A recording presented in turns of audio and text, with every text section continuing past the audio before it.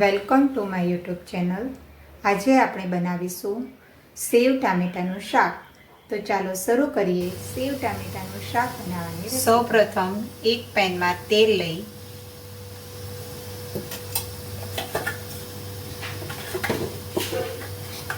તેલ થોડું ગરમ થાય પછી 1 ચમચી જેટલું જીરું થોડુંક લાલ થાય પછી તેમાં આપણે હિંગ નાખીશું।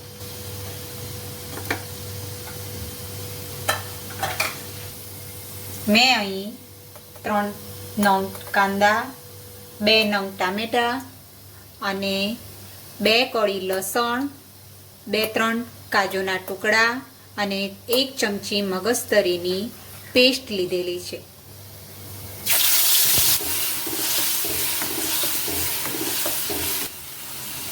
આ ગ્રેવીમાં તેલ ના છૂટે ત્યાં સુધી આપણે ગ્રેવીને થવા દઈશું।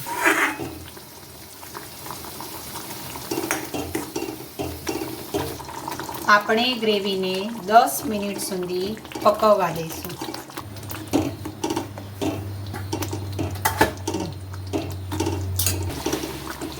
ગ્રેવીને 3 થી 4 મિનિટ થાય પછી આપણે તેમાં મસાલા એડ કરીશું। અડધી ચમચી હળદર, 1 ચમચી મરચું, 2 ચમચી ધાણા જીરું, 1 ચમચી કાશ્મીરી મરચું, સ્વાદ અનુસાર મીઠું, 2 ચમચી ખાંડ। ખાંડ ઓપ્શનલ છે, તમારે નાખવી હોય તો નાખી શકો છો। 1 ચમચી ગ્રેવી કિંગ મસાલો, 1 ચમચી કિચન કિંગ મસાલો। આ મસાલા નાખવાથી શાકના ટેસ્ટમાં બહુ સારું આવે છે।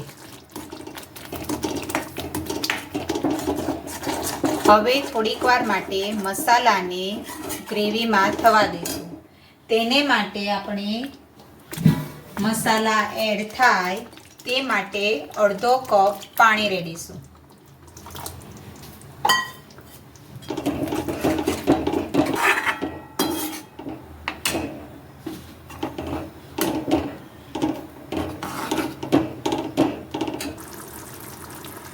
ગ્રેવીમાંથી તેલ છૂટવા માંડ્યું છે।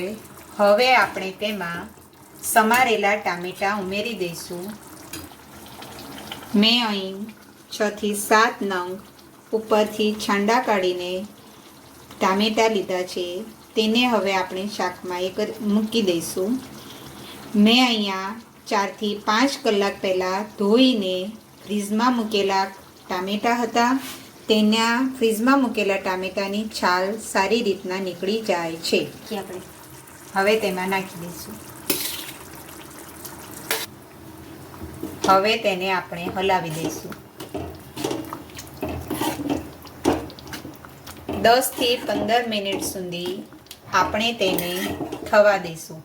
જ્યાં સુધી ટામેટાં ચડી ન જાય ત્યાં સુધી આપણે એને થવા દઈશું। ટામેટાં એક રસ ના થઈ જાય ત્યાં સુધી આપણે શાકને થવા દઈશું।